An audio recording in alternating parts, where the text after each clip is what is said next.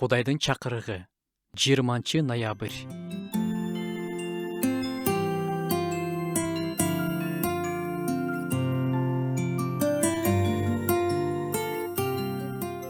Кудайдын эркин билүүнү баардыгы эле каалашпайт.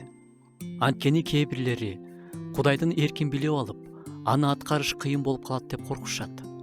Башкалар болсо, Кудайдын эрки бул өтө эле бийик, терең кол жеткис нерсе. Ал табышмакты табуу менин колуман келбейт деп ойлошот.